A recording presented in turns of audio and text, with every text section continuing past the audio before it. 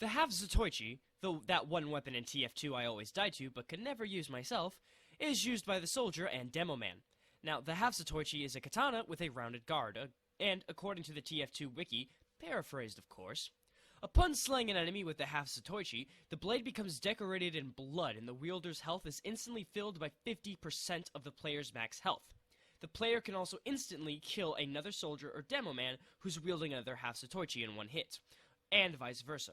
However, the weapon is honor-bound. If the player attempts to switch away from the sword without killing another player, 50 health will be deducted from the player's current health, and if the player is below 50 health points, then the weapon cannot be holstered until the player gets a kill, or they get more health.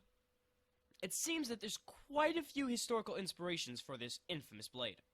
Now, the first being Half-Zatoichi, which is the name, and it comes from Zatoichi, the character from one of Japan's longest-running TV shows, and features a blind swordsman in Japan's late Edo period. Originally, he was a minor character and was featured in over 26 films. And you people thought you were sick of superhero films of DC and Marvel.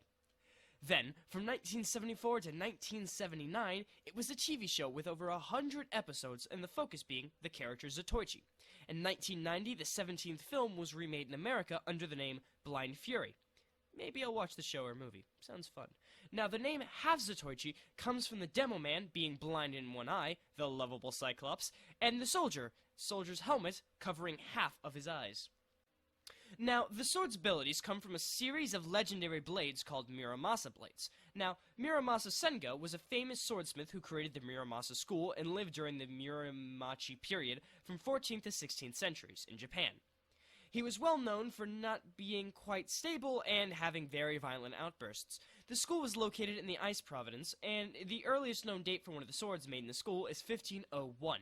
And it was said that Muramasa himself was the most skilled swordsmith in all of Japan. But he was on the verge of insanity, and it carried on into his blades.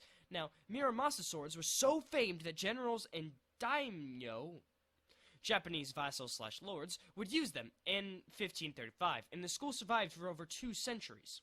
However, Muramasa blades would fall out of favor, all because of one powerful man, the first shogun of the Edo period, Tokugawa Ieyasu. Man, I'm not Japanese. I have proved that in this video.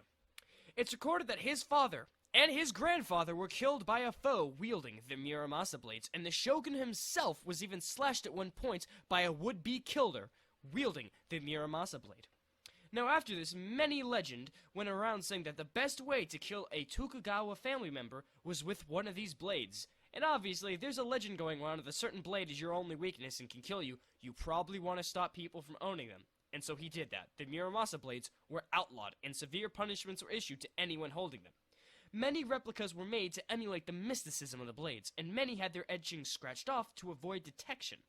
One famous case of a hoarder was the magistrate of Nagasaki, who was caught hoarding 24 Muramasa blades, and his punishment was he was forced to commit seppuku, a brutal form of self-execution, revolving putting the blade in your stomach and carving towards a direction while someone beheaded you at the same time.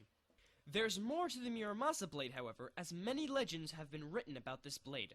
One such legend says that Muramasa was a student of another famed Japanese swordsmith, Masamune, and they got into a competition to see who could forge the best blade. This would be tested by running the sharp end under running water. Now, Muramasa's blade cut through everything it touched in the stream. Water, fish, even the trees in the stream, while Masamune's blade failed to really cut anything.